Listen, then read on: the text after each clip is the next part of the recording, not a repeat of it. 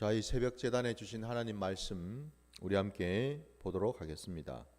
오늘 주신 말씀은 레위기 23장 4절로 8절까지 말씀입니다. 레위기 23장 4절로 8절까지 말씀 함께 보겠습니다. 말씀 봉독하겠습니다. 이것이 너희가 그 정한 때에 성회로 공포할 여호와의 절기들이니라. 첫째 달 19날 저녁은 여호와의 유월절이요 이달 15날은 여호와의 무교절이니 이래 동안 너희는 무교병을 먹을 것이요 그 첫날에는 너희가 성회로 모이고 아무 노동도 하지 말지며 너희는 이래 동안 여호와께 화제를 드릴 것이요 일곱째 날에도 성회로 모이고 아무 노동도 하지 말지니라. 아멘. 아멘. 자, 오늘 우리에게 주신 이 말씀을 가지고 유월절에 담긴 신앙이라는 제목으로 말씀을 증거하고자 합니다. 오늘 우리가 함께 본 이 짧은 본문의 말씀 속에는 하나님께서 그 이스라엘 백성들, 하나님을 믿고 하나님께서 구원하시고 하나님이 택하신 그 백성들에게 지켜야 될 그 절기 가운데 첫 번째 또 절기 중요한 그 절기 가운데 하나로 이 유월절을 말씀하고 계시는 것을 보게 됩니다. 우리가 알고 있는 것처럼 그 이스라엘의 중요한 그 절기 중에는 크게 세 가지 절기가 있는 걸 여러분도 아실 텐데요. 그 가운데서 가장 먼저 있는 절기가 바로 이 유월절. 오늘 본문에 이제 무교절까지 포함했습니다. 그래서 이 유월절이 제일 먼저 시작되는 이제 절기라고 볼 수 있고, 그 다음에 이제 이 맥추절이라 그러죠. 흔히 우리가 또 오순절이라고 그러기도 하고 칠칠절이라고도 부르고 있는 바로 그 절기가 있습니다. 그죠? 이거는 이제 첫 수확 그 보리를 보리맥자를 쓰는 것 아닙니까? 그죠? 보리를 이제 수확을 하고 나서 그 첫 수확한 것에 대해서 하나님 아버지 앞에 나와 감사를 올려드리는 그런 절기가 있고요. 그 다음에 이제 마지막 그 세 번째 절기가 이제 흔히 우리가 수장절 혹은 장막절이라고 얘기를 하지요. 그래서 한 해 그 모든 이제 농사를 다 짓고 난 다음에 하나님께 나와서 또 감사를 드리는 그런 절기가 있습니다. 그래서 무엇보다도 이 절기들 중에서도 여러분 특별히 이 유월절 이 절기가 왜 중요한가? 그리고 이 신약 시대를 살아가는 저와 여러분에게도 이 유월절에 대한 담겨 있는 이 의미와 이 신앙이 왜 중요한지를 오늘 말씀을 통해서 우리가 함께 나누기를 원합니다. 사실 오늘 이 본문을 여러분 우리가 좀 더 정확하게 이해하기 위해서는 앞으로 이 출애굽기로 가서 거기에 담겨 있는 내용을 먼저 우리가 좀 들여다볼 필요가 있어요. 자, 우리 한번 가보겠습니다. 출애굽기 여러분 12장 1절부터 12절까지 말씀을 한번 보겠습니다. 출애굽기로 가셔서 12장 1절부터 여러분 12절까지 말씀, 우리 13절까지 말씀을 보겠습니다. 출애굽기 12장 1절로 13절까지 말씀입니다. 여호와께서 애굽 땅에서 모세와 아론에게 일러 말씀하시되 이달을 너희에게 달의 시작 곧 해의 첫 달이 되게 하고 너희는 이스라엘 온 회중에게 말하여 이르라. 이달 열흘에 너희 각자가 어린 양을 잡을지니 각 가족대로 그 식구를 위하여 어린 양을 취하되 그 어린 양에 대하여 식구가 너무 적으면 그 집의 이웃과 함께 사람 수를 따라서 하나를 잡고 각 사람이 먹을 수 있는 분량에 따라서 너희 어린 양을 계산할 것이며 너희 어린 양은 흠없고 1년 된 수컷으로 하되 양이나 염소 중에서 취하고 이달 19날까지 간직하였다가 해질 때 이스라엘 회중이 그 양을 잡고 그 피를 양을 먹을 집 좌우 문설주와 임방에 바르고 그 밤에 그 고기를 불에 구워 무교병과 쓴 나물과 아울러 먹되 날 것으로나 물에 삶아서 먹지 말고 머리와 다리와 내장을 다 불에 구워 먹고 아침까지 남겨두지 말며 아침까지 남은 것은 곧 불사르라. 너희는 이것을 먹을지니 허리에 띠를 띠고 발에 신을 신고 손에 지팡이를 잡고 급히 먹으라. 이것이 여호와의 유월절이니라. 내가 그 밤에 애굽 땅에 두루 다니며 사람이나 짐승을 막론하고 애굽 땅에 있는 모든 처음 난 것을 다 치고 애굽의 모든 신을 내가 심판하리라. 나는 여호와라. 내가 애굽 땅을 칠 때에 그 피가 너희가 사는 집에 있어서 너희를 위하여 표적이 될지라.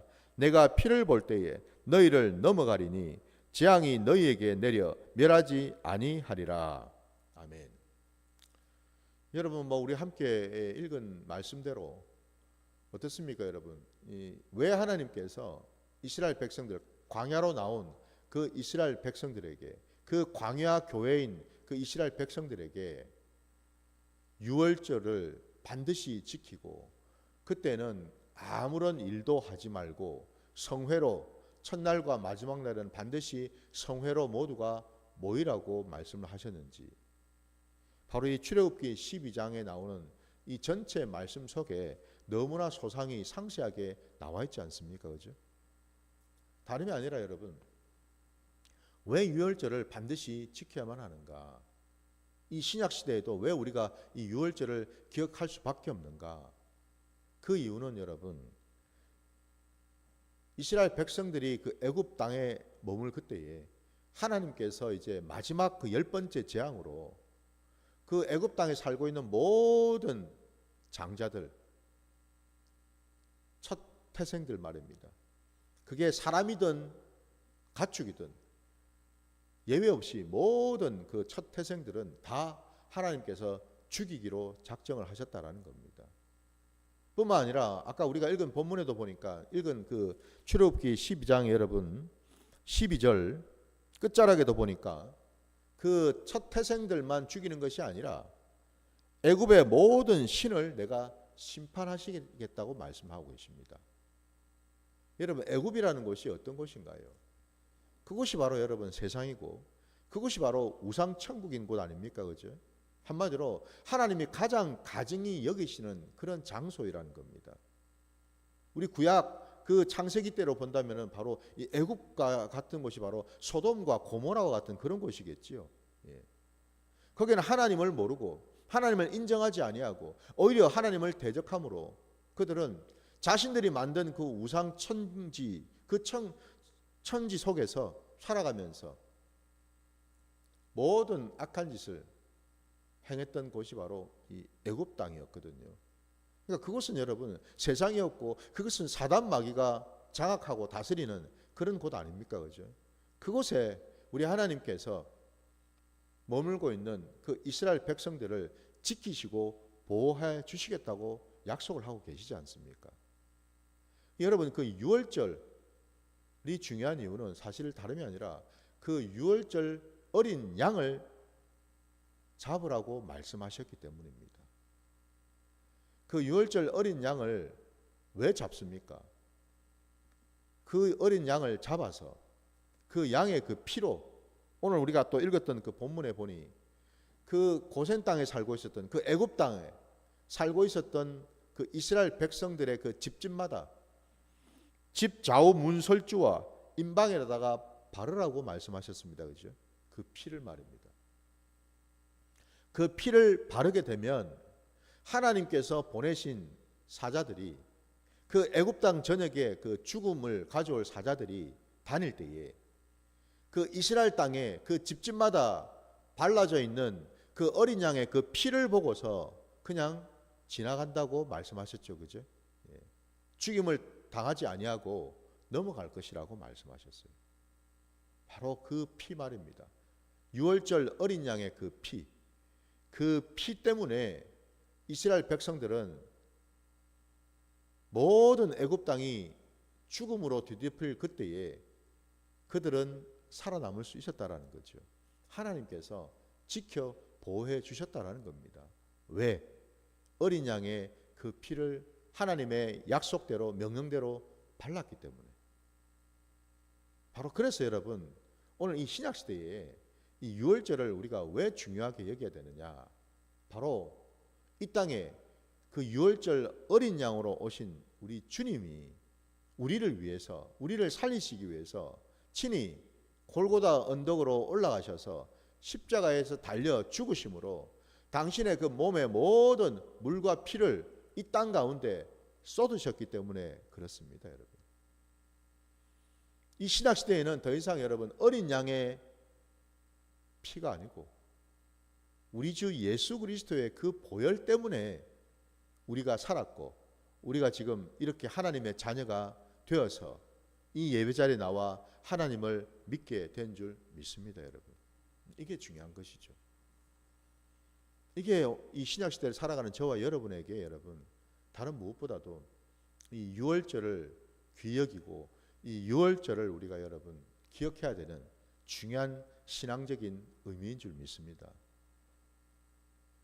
우리 주님이 어린 양이 되셔서 우리 주님께서 화목 제물이 되시고 속죄 제물이 되셨다라는 겁니다, 여러분.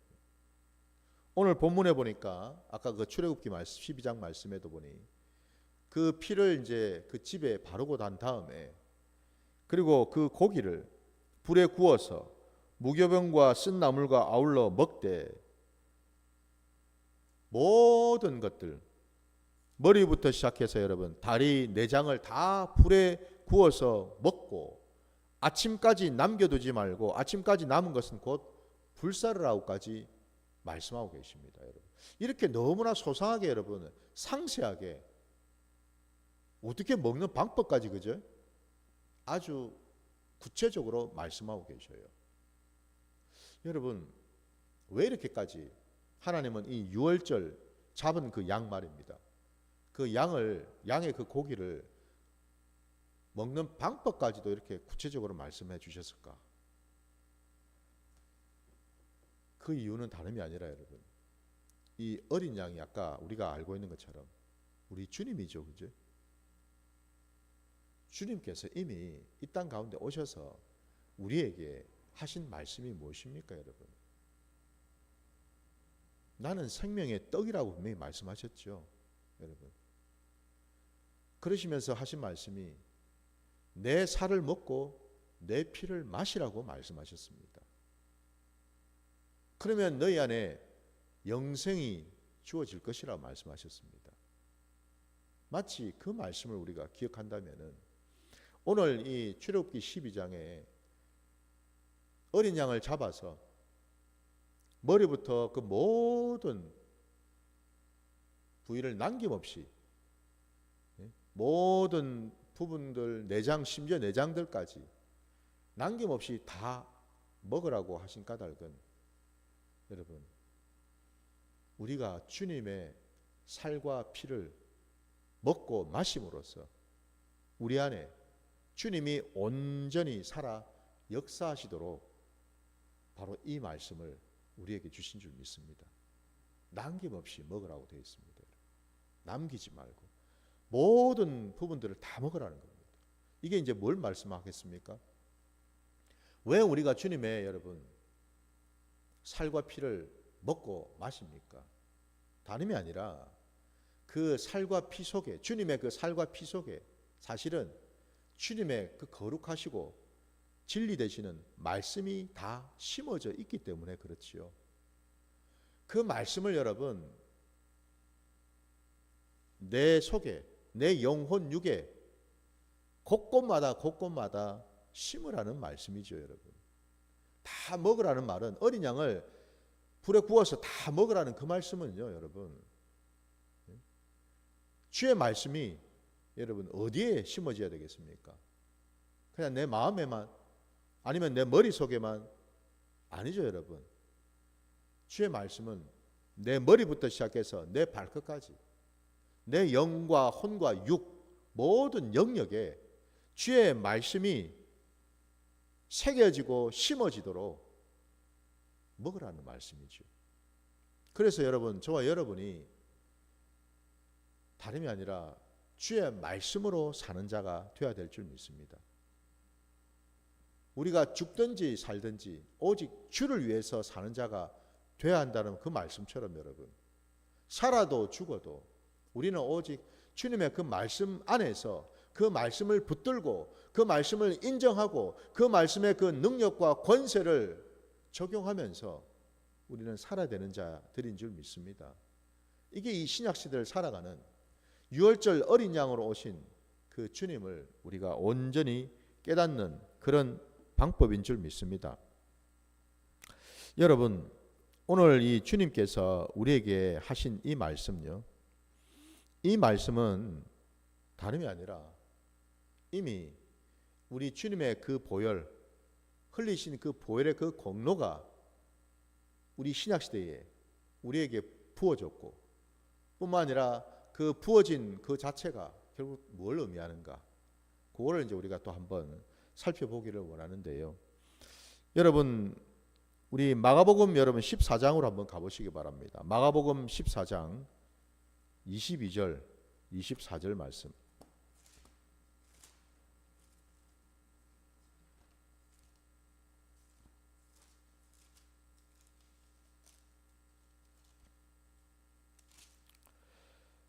마가복음 여러분 14장 22절로 24절까지 말씀입니다. 그들이 먹을 때에 예수께서 떡을 가지사 축복하시고 떼어 제자들에게 주시며 이르시되 받으라, 이것은 내 몸이니라 하시고, 또 잔을 가지사 감사 기도하시고 그들에게 주시니 다 이를 마시매 이르시되 이것은 많은 사람을 위하여 흘리는 나의 피 곧 언약의 피니라 말씀하십니다. 우리 주님께서 여러분 십자가를 지시게 된 그 때가 말이죠, 다름이 아니라 유월절이 시작되는 바로 그 전날이죠. 우리 주님께서 여러분 왜 유월절 어린 양으로 오셔야 되는가? 바로 그 이스라엘 백성들이 그 애굽 땅에서 마침내 하나님의 놀라우신 기적과 역사로 구원받아서 광야로 나왔던 것처럼, 오늘 이 신약 시대에는 그 유월절 어린 양이 되신 주님이 이제 오셔서 주님께서 친히 그 유월절 전에 십자가에 달려 죽으시고 사흘 만에 부활하심으로 인해서 마침내 우리는 죽음에서 생명으로, 어둠에서 빛 가운데로 옮겨지는 놀라운 기적을 경험했기 때문에 그렇죠. 그 일을 하시기 위해서라는 겁니다.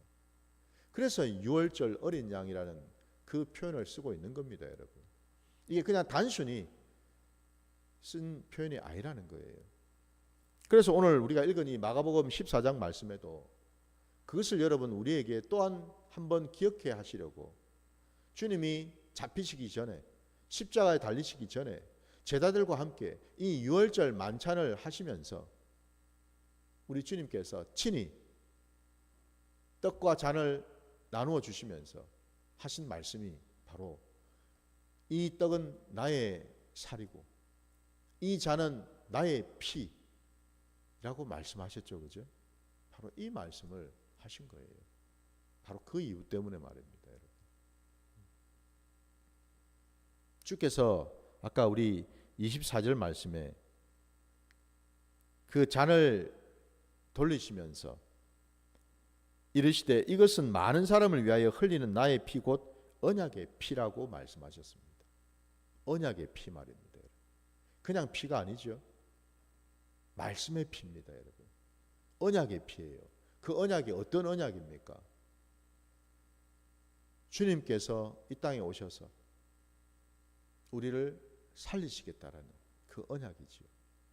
우리를 살리실 뿐만 아니라 하나님의 복된 자녀로 삼으셔서 이제는 우리가 죽지 아니하고 영원한 생명 가운데 들어가서 하나님 나라에서 하나님과 온전한 관계 속에서 영원토록 살게 하시겠다고, 바로 그 언약의 말씀이죠.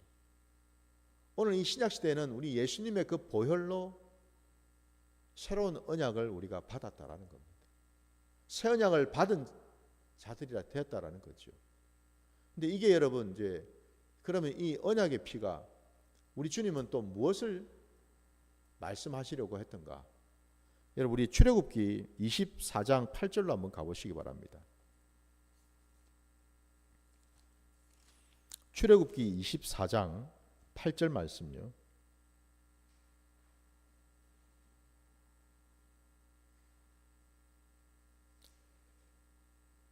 출애굽기 24장 8절입니다. 모세가 그 피를 가지고 백성에게 뿌리며 이르되 이는 여호와께서 이 모든 말씀에 대하여 너희와 세우신 언약의 피니라 말씀하십니다. 여러분. 그 옛날 모세가 이스라엘 백성들을 이제 애굽에서 인도하여서 광야로 나가서 마침내 그들이 시내산 자락에 도달하게 되었습니다. 바로 거기에서 우리 하나님께서 명령하셨고 모세는 바로 그 자리에서 하나님을 위하여 제단을 쌓았고 번제를 드렸으며 그리고는 그 번제를 드린 그 짐승의 피를 가져와서 이스라엘 백성들 앞에서 뿌렸다라는 거죠. 그리고 그 피에 대해서 얘기하기를 이 피가 바로 하나님께서 이 모든 말씀에 대해서 너희와 세우신 언약이다 라고 말씀하신 거죠. 여기에 지금 언약의 피가 나오지 않습니까, 여러분? 시내산에서는 이 언약의 피는 제물로 잡은 짐승의 피였습니다. 그러나 이제 신약 시대에 우리 주님이 잡히시기 전날에 그 밤에 제자들과 함께 그들에게 떡과 잔을 나누시면서 분명히 말씀하셨죠, 그죠? 그 피를, 그 잔은 다름이 아니라 내가 너희를 위해서 흘리게 되는 피요, 그 피가 바로 내가 줄 언약의 피다 말씀하셨습니다. 이제 저와 여러분은 더 이상 모세를 통해서 받게 된 그 피의 언약이 아니고 우리 주 예수 그리스도를 통해서 받게 된 새 언약의 피를 받은 백성들인 줄 믿습니다. 이게 이제 중요한 거죠, 여러분. 그래서 여러분 우리는 이제는 새 언약을 받은 자들이에요. 구약의 그런 언약이 아니고 여러분. 짐승 잡고 제사 드리고 피 뿌렸던 그런 언약이 아니고 여러분. 이제 더 이상 여러분 우리가 율법에 매여서 율법주의로 살아가는 그런 자들이 아니고 여러분. 이 시대는 이제 어떤 시대입니까? 은혜와 진리의 시대이지요. 우리 주 예수 그리스도께서 그 율법의 마침이 되셨고 그 율법을 이제 완성하신 분 아니십니까? 그죠? 바로 그 점에서 여러분. 오늘 이 땅을 살아가는 저와 여러분은 구약의 백성이 아니죠. 이제 우리는 신약 시대를 살아가고 있습니다. 더 나아가서 우리 주님이 약속하신 대로 이 땅 가운데 교회가 세워졌고 그 교회를 세우기 위해서 우리 주님이 약속하신 성령 하나님을 보내주셨기 때문에 우리가 살아가는 이 시대는 바로 성령님과 함께하는 시대가 되었다라는 거죠. 그래서 오늘 저도 이 새벽 제단 이 말씀을 증거하기 전에 기도할 때에 다른 기도를 드린 것이 아니었습니다. 주님, 이제 우리들이 주님의 그 뜻을 받들어서 신령한 자가 되게 해달라고 기도를 드렸습니다. 그 신령한 자는 누구냐? 성령님과 함께하고 성령님과 동행하는 성령 충만한 자이지요. 그죠? 바로 그러한 자가 되게 해달라고 간절히 기도했습니다. 우리의 소원은 바로 그거예요. 여러분. 하나님을 믿는 백성, 하나님의 자녀인 우리에게는 여러분 첫 번째가 여러분 통일이 아니고요. 우리의 소원은 성령 충만, 성령님과 동행하는 신령한 자가 되는 그 소원이 먼저 앞서야 될 줄 믿습니다, 여러분. 이게 중요한 거죠. 왜냐하면 주님께서 십자가에서 그 고난과 그 힘든 가운데서도 마지막까지 주님께서 모든 것을 다 이루셨다고 말씀을 하셨다는 건데 그 모든 것 속에는 여러분 다름이 아니라 우리에게 성령을 보내주셔서 그 성령과 함께하는 그 자리까지 다 이루셨다라는 말씀이거든요.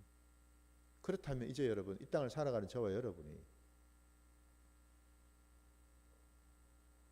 구약의 그 율법에 매여 사는 자들이 아니라 성령과 동행해서 성령의 인도를 받아서 살아가는 자가 되어야 될 줄 믿습니다. 그 성령이 다른 분이 아니라 여러분, 그분이 바로 하나님의 영이시고 그리스도의 영, 예수의 영이시지 않습니까? 그분이 바로 진리의 영이시지 않습니까? 곧 말씀의 영이시잖아요.